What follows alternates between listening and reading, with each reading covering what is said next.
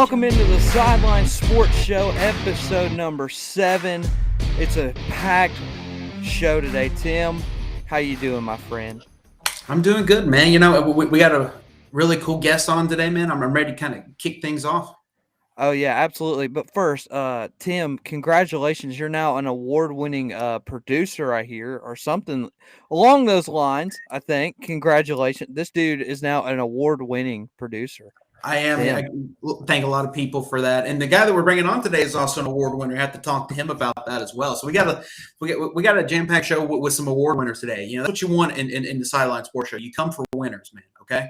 Right. That's right. You come for award winners. And now let's introduce this guy. He's a huge Greenville Triumph fan, probably one of the biggest in South Carolina, but he's also the ESPN D+ list award-winning celebrity.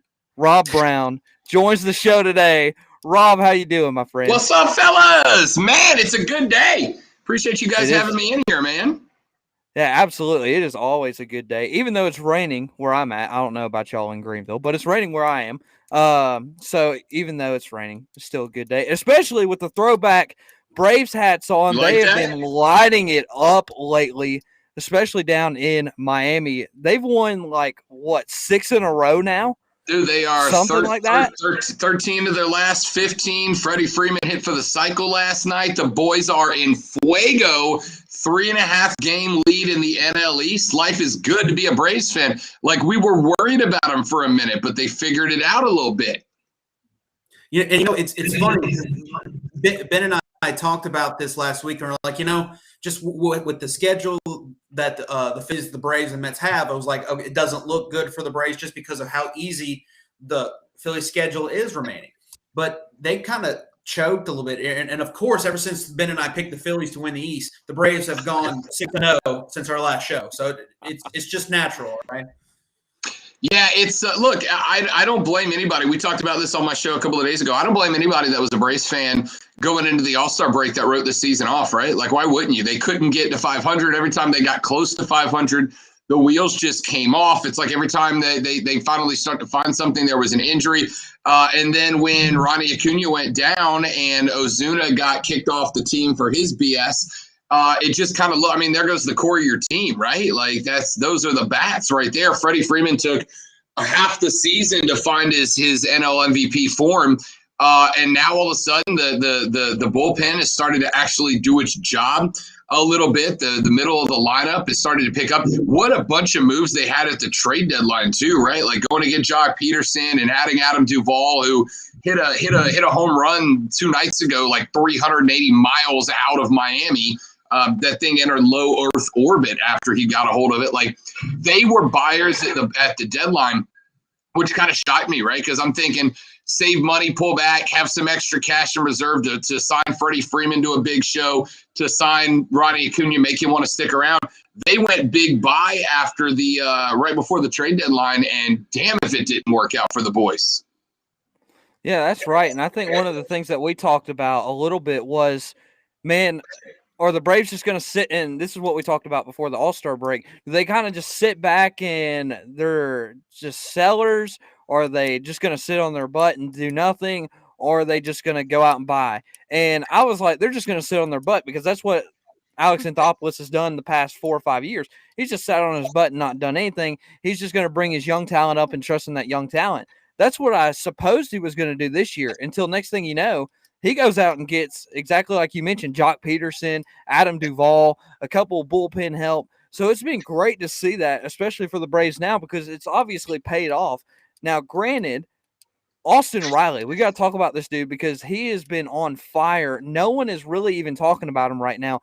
Could you possibly even see him as an MVP candidate quite yet? No, but if only because he's going to be overshadowed by that guy that plays first base, right? Like, right.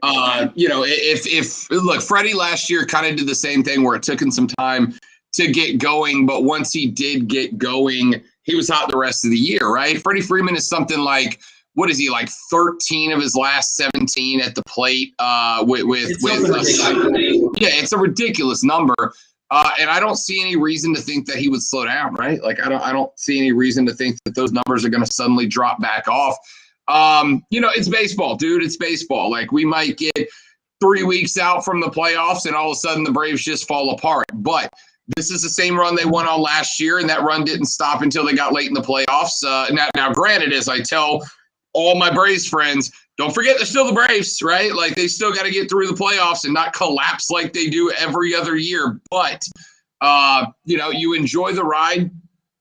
Freddie Freeman's hitting the ball exceptionally well. The new guys have stepped up and filled in. I think Austin Riley is making his case that he deserves to be mentioned up there with the Freddie Freemans. I mean, that stab he had 2 nights ago to save the Miami game and keep the sweep intact in game 2 was one of the best defensive plays I've seen all year. But look, if Freddie's going to go up there, Freddie in his last 24 at-bats is batting like 560. It's ridiculous. If he keeps those numbers up, at 60% of the clip he's been playing for the last 3 games, Austin Riley nor anybody else will be in the mix for NL MVP because it'll belong to Freddie for back-to-back years.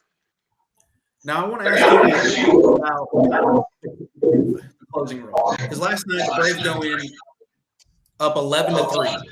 No reason to give us any heartache whatsoever, and they give up 6 runs. And I know part of that was Josh Tomlin, we know, but I mean Will Smith. It feels like every time he goes in there, he gives us a heart attack every time he goes in there in the 9th inning when it's even relatively close. What do you think the Braves need to do with that? Do they need to move that Rodriguez guy that they traded from Pittsburgh? Do they need to start giving him closing opportunities? I don't know, right? Like, you got to do something. If there's a weak part of this team, it's the bullpen. Now, fortunately for you, that's pretty much the case through the whole NL East, right? Like, the Phillies bullpen has given up more home runs than anybody else. If the Mets get DeGrom back, they won't have to rely on their bullpen as much, but their bullpen's not been there. The good news for the Braves is that if there was a year to get off to a slow start and still not have a bullpen to rely on, this is the year in the NL East. I mean, the Braves just got over 500, and it's a 3.5 game lead in the division. So what do you do to fix the pen? I don't know. I know Brian Snitker better start working on figuring it out. Because what they're doing right now will carry them through the regular season. What they're doing right now will carry them to an NL East division pennant, but it's not going to be good enough to get them into the divisional series or the NLDS, right? Like, you're going to have deeper pitching to rely on, and the Braves just aren't finding it right now. So it's exciting right now. And listen, I've been getting excited. I've watched more baseball in the past 4 days than I had in the past 4 weeks because of how much better they look right now. But at the same time, I'm also tempering it. Like, I'm telling my Braves buddies, guys, relax, like, chill out. None of this means this is the year, because there's still some glaring problems that need to be fixed if this particular group of Atlanta Braves is going to make a deep run in the playoffs. Right. So let's switch over and talk a little bit about some college football. And this is going to be huge because obviously Clemson, they're back in the conversation again, but this time not with Trevor Lawrence. What do you expect out of Clemson this year going into the season? Do you expect them to be that college football contender like they've always been, or do you feel like they're going to take a small step back? No, I mean, they're a contender. I mean, there's no doubt they've got the talent, right? Like, in fact, I was talking with somebody the other day. Like, obviously you expect to step back when you lose a running back and a quarterback, both in the first round of the NFL draft. You expect a setback, but we talked about DJ Uiagalelei multiple times. I got to interview him a couple of days ago at ACC kickoff. I don't think there's going to be all that big of a step back at the quarterback spot. Like, that kid has his head screwed on straight. We've already seen him start, right? He got those 2 games for Trevor Lawrence last year when TL16 was out with the Rona, and he stepped up and he played really well. Like, he was big time in those 2 games. Not a lot of stupid plays, wasn't asked to go out there and overextend himself, and he didn't. And I expect the same thing this year. From everything I've heard, Will Shipley is the real deal, and that kid is going to be an immediate contributor to this offense. Defensively, it's going to be really interesting where they got 9 starters coming back this year or something like that. I mean, a ridiculous number. They're going to fly around the field, and they get the benefit of the fact that the ACC is not good. I mean, I know a lot of people. Look, I'm one of them. Like, I think there's a chance that North Carolina could be a dark horse this year to surprise some people. I think North Carolina and Clemson are going to be playing each other in Charlotte at the end of the year. Sam Howell is absolutely the real deal, so I'm intrigued by that. I'm not sold on Miami being back yet. I know a lot of people want to say that the Canes are back with De'Ara King and Manny Diaz at the helm. I'm still not there yet either. It's like every year we get those one or two teams that are back, and every year it's Miami, and every year they're definitely not back. So the good news for Clemson is the ACC is still wide open for the taking. What I did find really interesting, whenever I'm looking at teams, the first place I'll look is Vegas, right? Like Vegas guys know what they're doing. They make their living by knowing where to stick a number to split the house 50-50. The over-under for the Clemson Tigers this year on win total is 11.5. That means Vegas says they're an undefeated football team unless they underachieve. Well, then I turn and I look, and week 1 you got Georgia, and it's at a neutral site. It's going to be a Clemson hefty squad side being up there at Charlotte, but at a neutral site, right? If Clemson is able to get by Georgia in week 1, there's nobody else that's going to beat them. I mean, all they've got left at that point would be Miami in the ACC championship and then into the playoff. But that's where the question comes in that we seem to get asked every year, and the SEC fans love to point this out to non-SEC teams. Is that regular season, right? Is that with Georgia way up in week 1, a Miami game in the middle, and North Carolina at the end? Unless Florida State shocks us, which I like Mike Norvell for FSU, but they're 3-4 years down the road away from contending with Clemson again.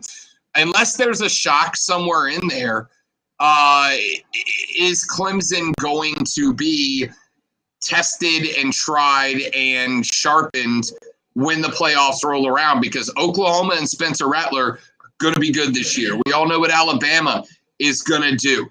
Ohio State, I think, takes a step back from last year for a lot of the same reasons that Clemson does. But I think at the end of the day, the 4 teams that were in it last year are going to be the 4 teams that are in it again this year, and the invite to Clemson is already expanded.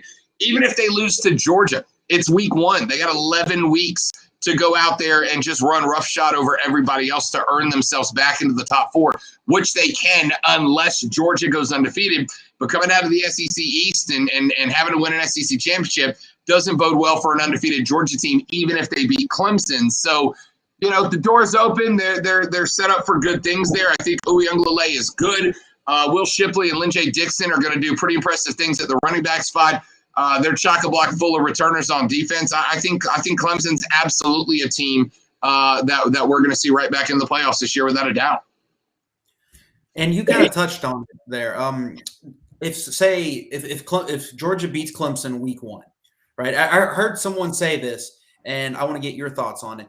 They said if Georgia beats Clemson week 1, Clemson just doesn't have a shot to get into the playoff. I found that kind of hard to believe, but then again, I can kind of see the point there. So is it going to be an uphill climb for Clemson if they do not come away with a victory week 1 against Georgia? Is it going to be uphill? Same as it will any other team with a loss on the record, right? Because, you've got Alabama, who's likely going to be undefeated. You got Ohio State, which Michigan's not challenging them this year, so they're going to be undefeated. You got Oklahoma, and there's a couple of good teams out in the Midwest. Like Iowa State's an interesting team that maybe could jump up and snipe at Oklahoma, but likely they're undefeated when it's all said and done. And that there's going to be a surprise team somewhere, whether it is North Carolina or Miami out of the ACC, whether it's Florida out of the SEC or, Clay Helton at USC. They're really hyped this year in the Pac-12. Maybe there's a Pac-12 team, Oregon, that jumps up and goes. It is an uphill battle if a team loses a game in week 1.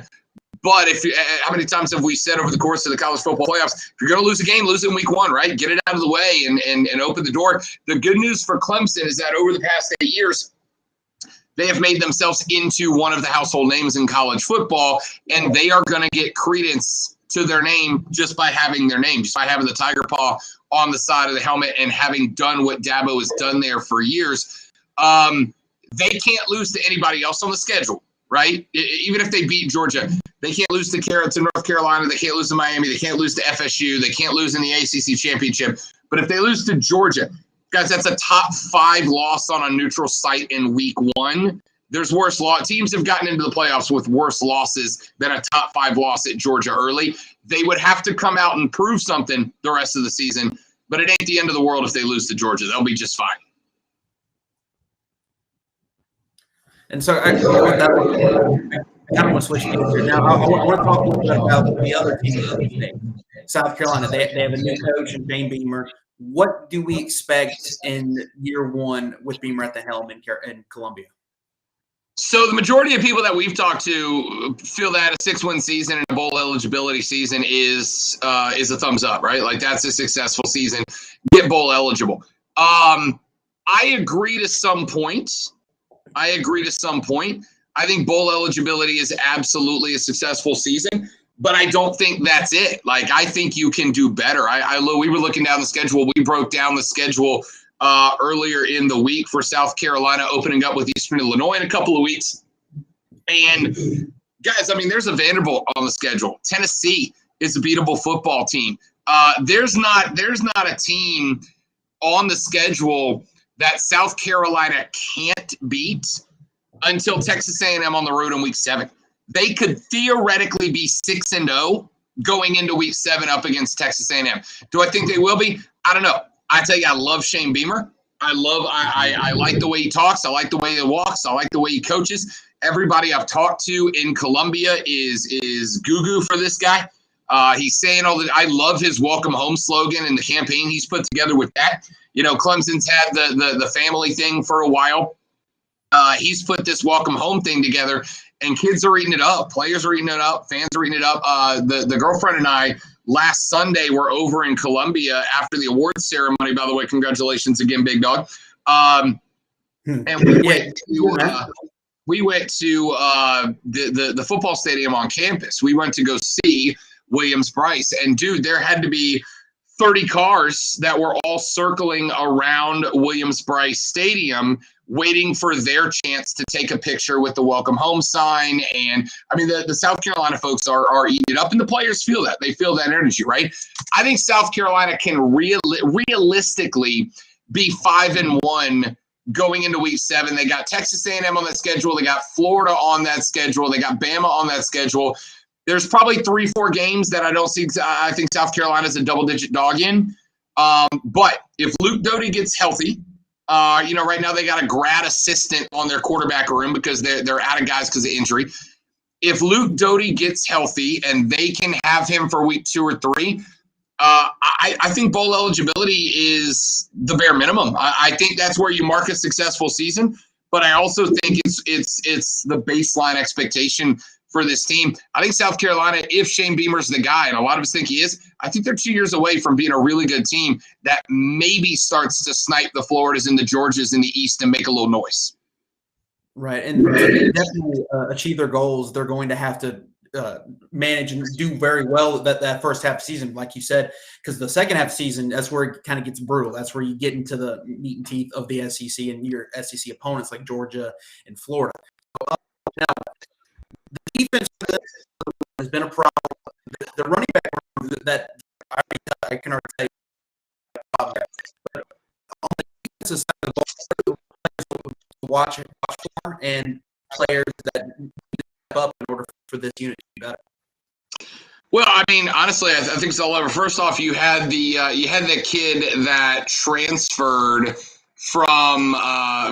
out the other day that was expected. Karen Prunty was expected to be a star player. I mean, he was expected to step in, right? Like he transferred in from Kansas, became a starter in like 3 weeks, and now all of a sudden he's gone. I think that ultimately you really need your defensive position groups to be excellent this year. I mean, again, we talked about the possibility of going 6-0 on the offense, but you start with the defensive line. I mean, it's a deep defensive line. A lot of guys on that line were able to contribute last year and were able to be big parts of what South Carolina did last year. And that's where this defense is do or die, right? Like is across the front four.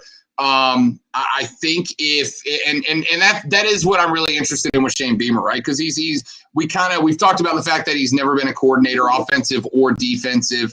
He's never been a head coach. Is he really the guy? But he's worked with a lot of good offensive minds, but he's worked with some special teams and defensive minds too, obviously starting with his dad, Frank Beamer. But, I'm intrigued to see what he's going to do as a defensive-minded coach. I think your defensive line is going to be where it has to start, but the defensive backs are going to be interesting. There's going to be a lot of new faces there. There are I think they have 6 transfers across the back line that came in either D1, D2, or JUCO players. Lost Karen Prunty, who was one of those guys, but you've also got a couple of players that are returning. RJ Roderick, Jalen Dickerson, Jalen Foster. I mean, these guys, the veterans are who you have to have stand up. I need the guys who played last year through an interesting and disappointing coronavirus season to be able to grab the new guys by the neck and say, we're not doing that again, especially when you've got Vanderbilts and Kentuckys and Tennessees. Those are beatable teams. Those are teams the offense can score with. I need the older name guys to step up and carry Shane Beamer's defense this year. So let me ask you a question. There's obviously one team every year that we don't talk about the most. Who's that sleeper team for you this year going in that we need to be all watching out for? Are we talking about nationally in the SEC? Where are we looking at? Everywhere. Well, I mentioned them a few minutes ago. I keep an eye on North Carolina this year. Really interested in North Carolina. I think defensively they're going to fly around the football. They got a lot of returning talent there. Sam Howell's a Heisman finalist this year. I think he'll be in New York. I think he'll be sitting in one of those chairs. The problem they have is they're in the conference with Clemson. But here's the deal. Every Power 5 conference has got a national championship contender in it somewhere that if you want to jump in and take their spot, you got to beat them, right? Ric Flair style. You want to be the man to beat the man. And North Carolina's got Clemson staring them down. I think they're an interesting team. A lot of people are listing Florida. I'm not, right? Like, Florida had a really good run last year with Kyle Pitts and Kyle Trask, a pair of guys that really kind of made a name for themselves. And they relied on those guys. And I don't think they have a lot of talent coming in to replace. I mean, Emory Jones is a good young playmaking quarterback, but who's his guy, right? Who's his bailout? He doesn't have Kyle Pitts like Kyle Trask did last year, so I'm not high on them. Iowa State is another interesting team. Mentioned them a few minutes ago out in the Big 12, especially considering everybody in the Big 12 is going to want to kick the crap out of Texas and Oklahoma for what those two teams are doing to them, right? Like, they've effectively given the Big 12 a death sentence at this point. They've killed it off for all those other teams.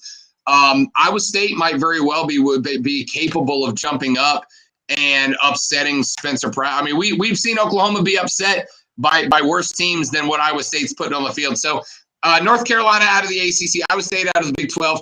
I'm not sold on Miami. A lot of people are. If I'm wrong, then Miami might jump up and make a noise. I think people are getting real. Like, I think people are looking at De'Aaron King at the quarterback spot and thinking, oh, they found a good quarterback. That means they're back. It's not how it works in college ball. It's a big help to have a good quarterback, but it doesn't mean you're on the map.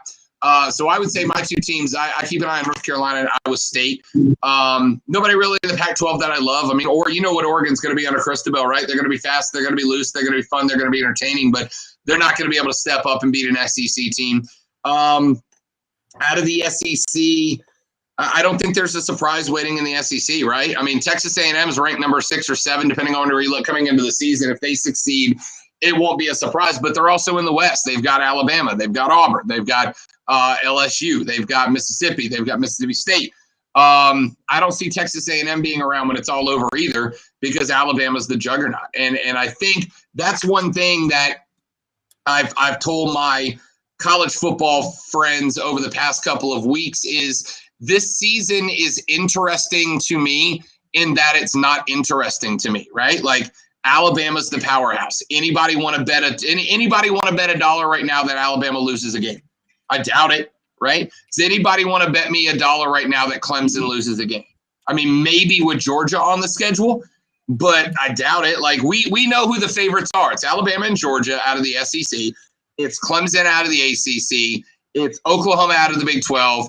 It's Ohio State out of the Big 10. And maybe Notre Dame. Maybe Notre Dame sneaks in there as an independent. And your Final Four are coming out of those 6 teams. And I would bet $1 on that. So it's not crazy interesting. It's only going to be interesting if somebody jumps up and surprises the hell out of us, frankly. Yep. He is the Rob Brown Show on ESPN Upstate. Catch him on there. 97.7 in Greenville, 97.1 in Spartanburg, and at the Rob Brown Show on Twitter. I had to make sure I got that one right. I wanted to make sure I got it correct. And you were also an award winner. You won an award for the SCBA Sports Show of the Year, man. So I want to say congratulations on that. Yeah, thank you, buddy. I appreciate it. Lonzo did all the hard work. I just look pretty on the stream every day. No, I moved up here. In March of last year to start this show. I moved up here in March of last year, 7 days before the lockdowns and all that started. So, we broadcasted through it. I think part of the reason we got this was because we broadcasted through the pandemic where everybody was working from home. I mean, what you're looking at right now for the better part of 14 months was what I broadcasted from. I sat on this couch. I woke up, I sat on my couch, I did a show, and then I kept sitting on my couch getting ready for the next show. But we got challenged as a show to get creative to find things that were entertaining when there were no sports, right? Like that was a big question. How do you do a sports talk show when there are no sports? And we had to come up with ways, whether it was find obscure topics based on Tiger King or really break down the psychological debates of The Last Dance or whatever. I mean, we really had to dig around and find stuff. And I think Lonzo and I did a pretty good job of coming up with those topics when a lot of other stations really struggled, right? Like I heard other stations that 3 or 4 times a week, they would go, what's your favorite sports movie? And that's all they had. That's all they had. Whereas we were kind of trying to dig in to find things that were more interesting and more entertaining, which was a really interesting year for us. And I was, I think we got rewarded for that. With that crystal, and I'm super proud of it. It was the hardest year of my career. I've been broadcasting for 14 years now, and that was without a doubt the hardest year of my career to get through. But we found a way. We came up with stuff that forced us to kind of think and look and move around outside the box, and obviously some folks appreciated it, so it was well worth it. Well worth it. Well, thank you so much. I don't know what Tim just said, but I bet it was super awesome. I bet he said that I'm really good looking and he appreciates it. And I will say all of those things are correct, and thank you as well. Well, Rob, we appreciate you joining the show today. Thank you so much. We're going to take a short break, and when we'll be right back, me and Tim will break down the Pac-12 for you. We will be right back in just a short moment.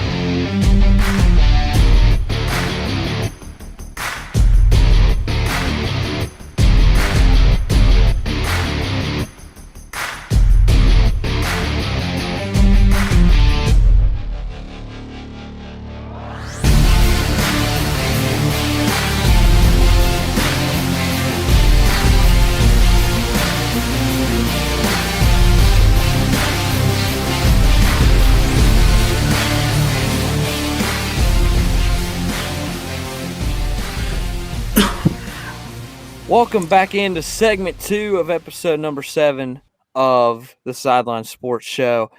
Again, thank you, Rob Brown, for joining the show. We do appreciate him taking the time out of his day. I mean, literally, he literally just out of the middle of nowhere just said, hey, I'll jump in, I'll help do the show. So we really appreciate him joining the show today. So, Tim, let's get back to our series of breaking down each conference, and today we are breaking down the Pac-12. Honestly, when I was making this, Tim, I did not. I honestly, it was very easy. It was probably the easiest out of every other conference I've done because I feel like it's kind of common. It's clear. There's not a lot of excitement coming out of the Pac-12 as there would be a couple years ago when we saw the powerhouse of Oregon. Stanford had Christian McCaffrey. So let's start with the North, and then we'll go to the South after that, and then that will be the end of the show. So let's start in the North.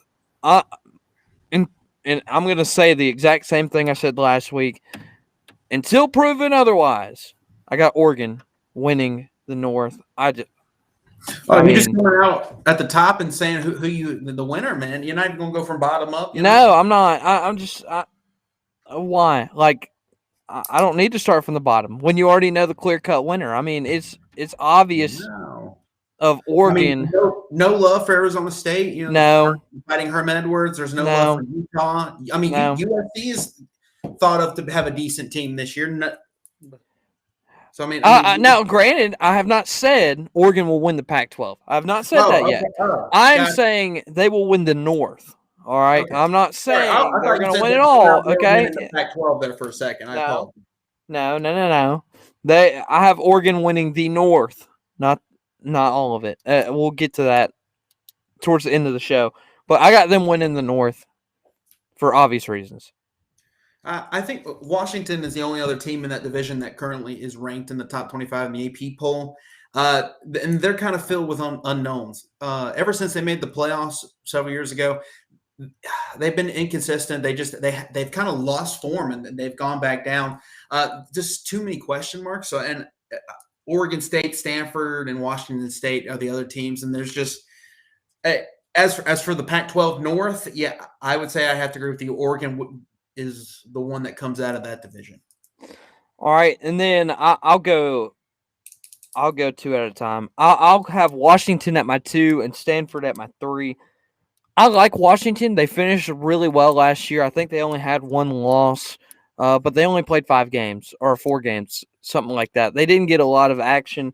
So did like half the Pac-12, Exactly. So, they did have the best record out of anybody, but unfortunately Oregon went on to win that side of the division because they played more games than Washington did. So I can't put them over Washington or over Oregon just yet, but I do see growth in that Huskies team.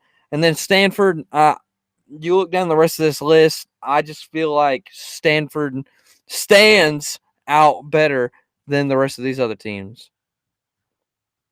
All I'm going to do is shake my head at that one. And here I am. I love this dad joke, man. I'm just going to move on and give you my 2. Yeah, that's fine. That's fine. Go ahead, Tim. Oh, my Lord. I don't even know how to follow that up, but I've actually got the reverse of that. I got Stanford. Again, this is probably the worst 2 spot in a division in the entire Power 5 conference. But I agree. I think Stanford's better than Washington. I don't like the inconsistency with the Huskies. Again, I mentioned that earlier. I'm just not a fan of Washington, man. Chris Peterson, ever since he went from Boise State to Washington, had him going good for a while, but he's kind of fallen off the last couple of years. So I've got it reversed. I've got Stanford at 2, and I got Washington at 3. And then I'll give you the rest of my list. That way we can continue on because I mean it's pretty clear. Yeah, the rest of the list. Oregon State, Cal, Washington State. Oregon State, I can't really say much about these teams, honestly, because there's not a lot about them. I will say Oregon State is improving. They are improving, but all they could go is up. Yeah. I mean, all 3 of these teams, all they can go is up. I mean, Washington State only won 1 game last year out of the 4 games that they played. So, you got to look at that and go, okay, come on, like you got to win more than 1 game. Which then again, this year they'll get to play non-conference games, so that will probably benefit them a little bit. Cal, I will say though, real quick. Sorry to get chopped, but you're good. There's a lot of these teams you can't really judge right away just because of last year. Because COVID, there were a lot of things that happened. I mean, Notre Dame beat Clemson, but Trevor Lawrence was out. They didn't have Trevor Lawrence, even though DJ Uyunglele, I don't think Trevor would have played a much better game than DJ played. I mean, DJ played outstanding.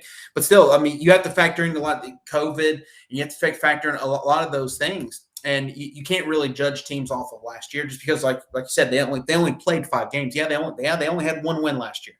But you just can't evaluate a team off just 5 games from a year ago. It was enough to know that they're not great. But at the same time, this is the year you're able to look at teams again and be able to evaluate what they truly are because they're actually going to get back to playing 12 games this year, supposedly. Yeah, true. As long as COVID doesn't come. So, like I said, like I said, I got Oregon State. They're on the uprise, so I can give them credit for that. Cal didn't have a good season last year, but probably will have a better season this year. But just can't put them above these other teams. And then Washington State, ever since Mike Leach left, there's just been no hope at all for the Cougars. So that's my North Division. And the rest of mine, I have Cal at 4, Washington State at 5, and Oregon State at 6. Like I said, Oregon State improved, but you're gonna put them at the bottom? Yeah, I am. Wow. Like I said, hey, they're improved, but then again, there was not much. They couldn't go much worse than what they were 2 years ago. So they were like 1-11 or something like that. So again, they're improving, but that doesn't mean they're not the worst team. Right.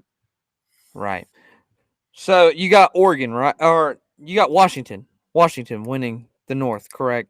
No, I have Oregon. Sure. Oregon. Okay. I have Washington third. Yeah, gotcha. All right. We'll take another short break. When we come back, we'll break down the South, and then we will also give our Pac-12 champions. We will be right back.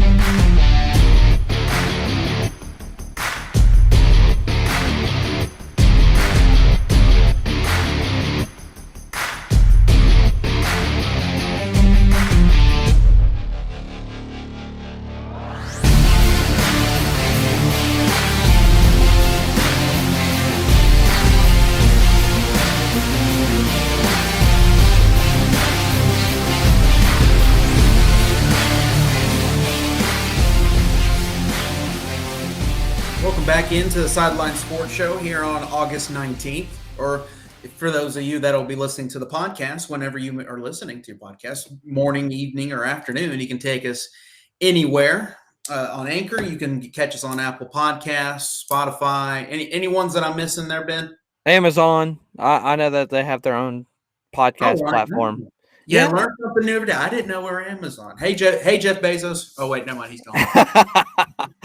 Hey, and if you're listening on the podcast, make sure you come watch us live. That way you don't have to go back and listen to the podcast. You can watch us live. You can interact with us. You can leave a message and it'll pop up on the screen and it'll appear on air. Exactly. And then, people like Rob Brown could have responded to your message. The award-winning Rob Brown could have answered your question or answered your message. And it could have been on the stream because everything that we see in the messages on the right side of my screen. I don't know which one side of your screen. It's right side. Yeah, and so he'd have been able to see it. So we would appreciate it if you don't taunt our guests, but if you would have said some stuff, he would have seen it all.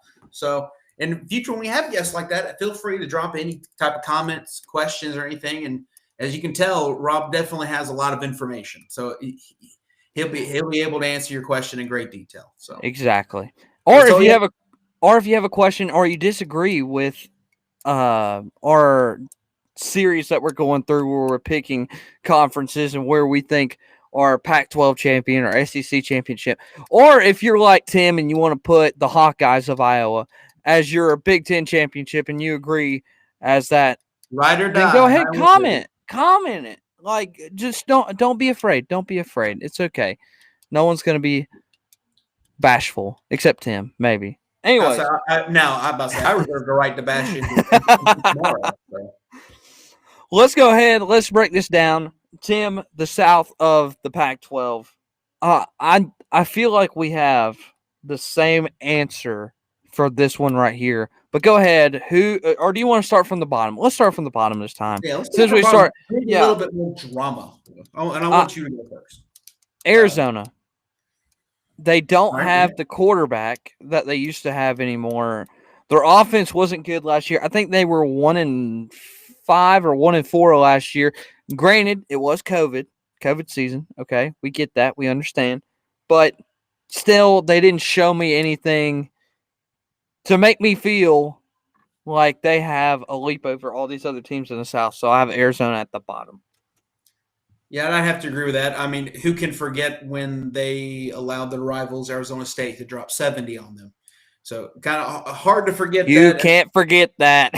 No, I mean, oh man, that would sting. I mean, imagine being South Carolina or Clemson fan, or being for you're a Georgia Tech fan. Imagine giving up 70 points to Georgia.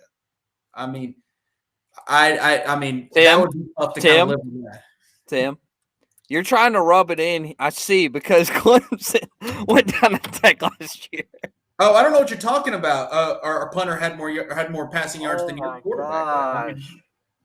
I actually forgot about that, but thank you. He didn't even know he was trying to actually make fun of me here for a minute. 73, actually. I forgot.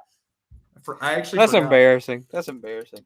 Oh, man. But yeah, I got Arizona at the bottom. Again, you get up 70 points to your rival last game. I know it didn't mean much to them, and they were trying to get their coach out of there, and it worked. So he was fired. So they're going to be at the bottom. Rebuild time there in Arizona. So, yeah, they come in at number 6 for me.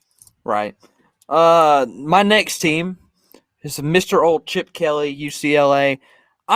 He's just not proved nothing to me at UCLA.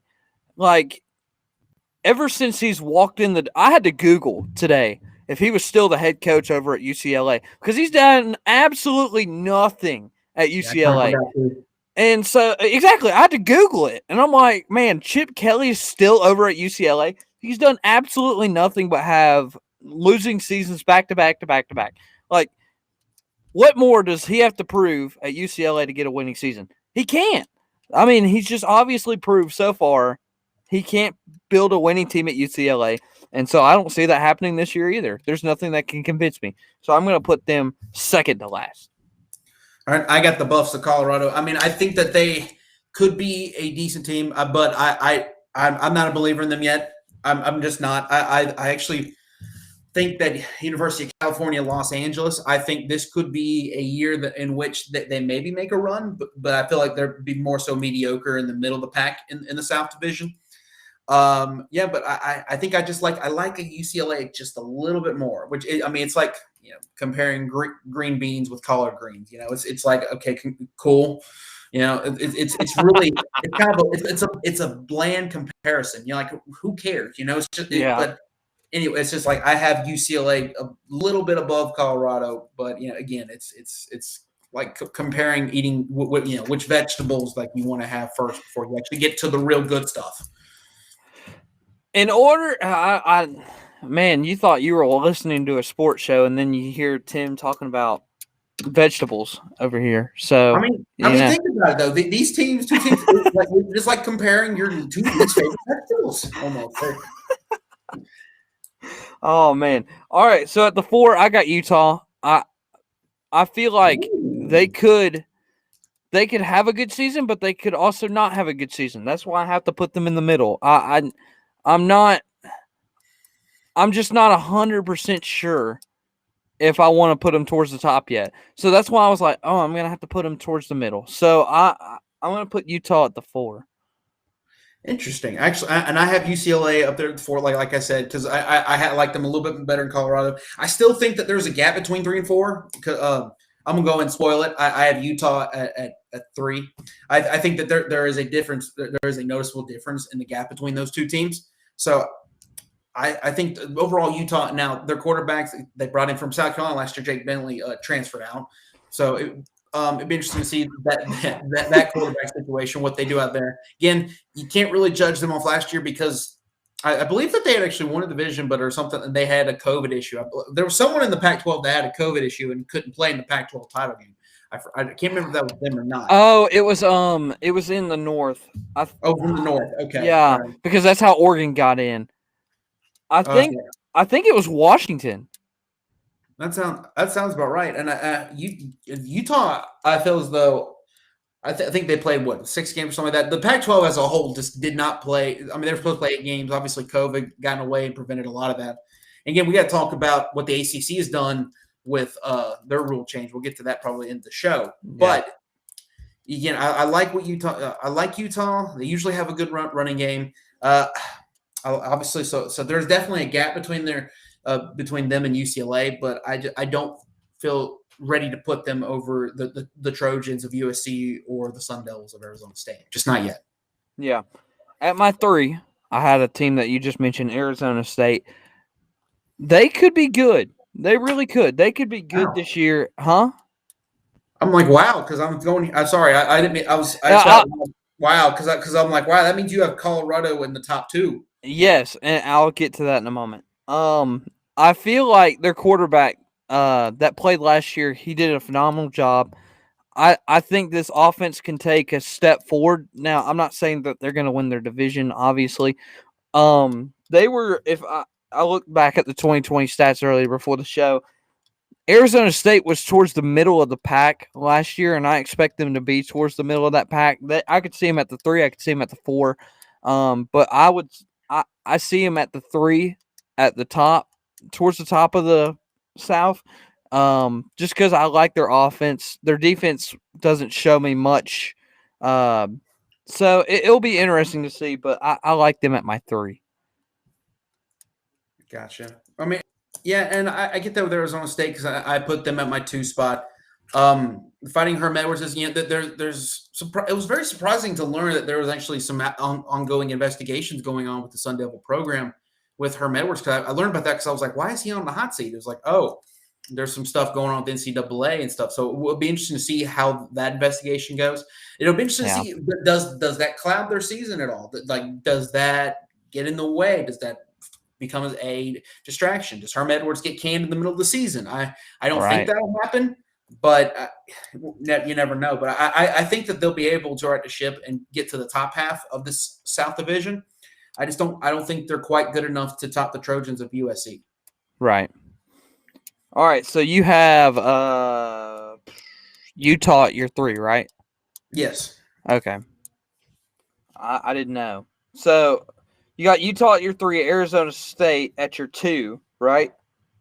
Yep. Arizona, Colorado, UCLA, Utah, Arizona State, and USC as the South champions. Okay. I'll put Colorado at my 2, and I'll say this because of this. And Tim was waiting for this moment. And I was so bold like I did, man. Come on. No. The Colorado Bucks are going to win the Pac-12. No. I'm not that bold. Not that bold. I like Colorado. They finished second last year in the South.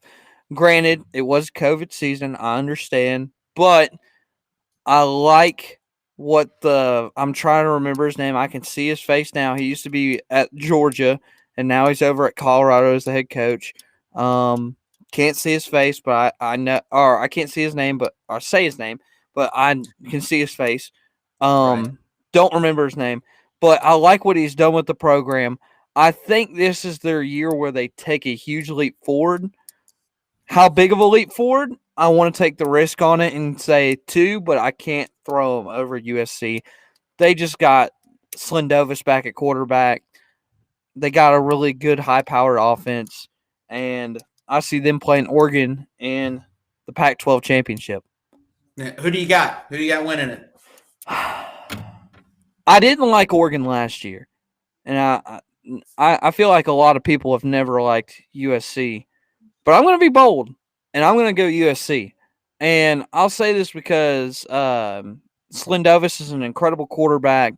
I feel like if they have a good running offense, because that offense loves to pass the ball. I think if they can incorporate the run game just a little bit, I think this offense is going to be really explosive. The defense is my main concern, but Oregon doesn't have a really good defense either. So I think USC, if this is their chance to win the Pac-12, this is the year to do it. I'm going to go ahead and give it to USC. You see, the only thing I'm not ready to do with USC is, man, I'm not sold on them winning the big game yet. I'm just not. I don't think that they're quite to that pedestal that some people are trying to put them at. I think they're obviously going to be better just because of the division they're in. Utah is going to take a step back. UCLA hasn't even gotten back to where they're supposed to be. And Arizona State, while they're going to be a formidable opponent, I think USC was still going to be able to handle them. But again, against a team like Oregon, I'm not sold yet. Oregon usually plays really well in big games like this in the Pac-12.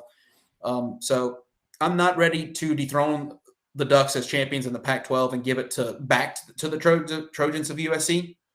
But I think USC will keep it close. But I think Oregon wins somewhere around score 27-24 around that area, just because Oregon USC has the makings of a very good conference championship game for the Pac-12. Yeah.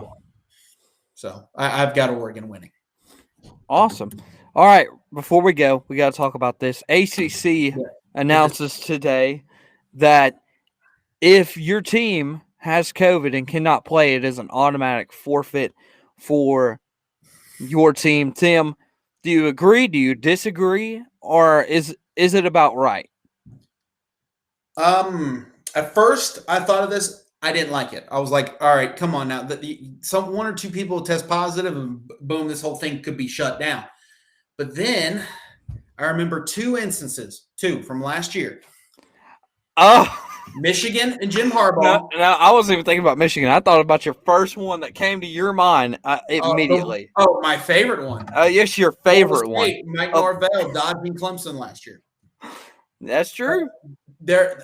You can't tell me that Florida State. Could have played that game. Clemson had one player test Clemson positive. traveled down to Tallahassee. They were in Tallahassee. Exactly, and that game should have been played. People were like, oh, they were trying to take precautions. I understand why they did it. I don't. I mean, come on. It's like, all right, look, fine. If you want to play the game on a Monday night and test everybody again and see whatever comes, fine. But they had no interest in playing that game. So that gives these teams the fact that you are going to take a loss if you do this. If you are Michigan, you cannot say, you know what, I don't want to play Ohio State. Maybe there'll be a positive test come out of this. I'm not saying they're doing it. I'm not speculating. I'm just saying teams very well could do that. So again, I remember on our old podcast, we called it. We said Michigan's going to do this. And we said it 3 weeks before the game against Ohio State. What happened the literal next week?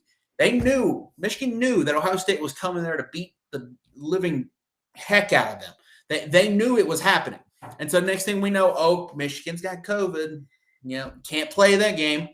I like that in a way that it's meant to punish teams, but at the same time, it's meant to. I think it's also meant to keep teams from being like, yeah, we don't feel comfortable playing this game, even though because they know that they're going to lose 70-7.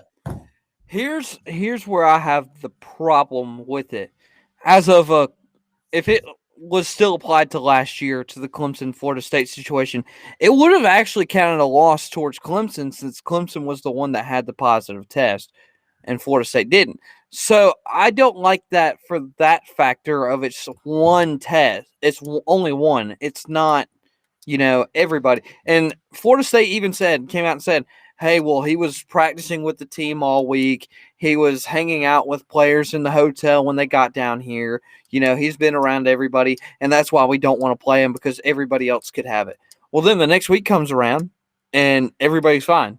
Like, they come to find out it was a false positive. So, you look at that side of the situation, and you're like, man, this is going to be bad for some teams if it's really just a false positive, and you're having a good year like Clemson was last year, and you're going to take a loss because of it. So now there is some gray area there, absolutely, and you're right. That does definitely smell because a team like Clemson or a team like Alabama may have something like that come up, and say a team like Ole Miss, a team like Florida State claim, oh, they can't play, they have a positive test. Yeah. We should be awarded the victory, and I would not be. That would be an absolute thing. First of all. There's a reason I mentioned those two teams. Mike Norvell would absolutely do that just to spite Dabo, just because those two had it out last year. Mike Norvell would 100% do that to Dabo. And Lane Kiffin, if you don't think he would do that to Nick Saban in a heartbeat, you're crazy. That's true. You'd be like, oh, they have a positive test. That counts as a win for us. Give me the dub. Give me the dub.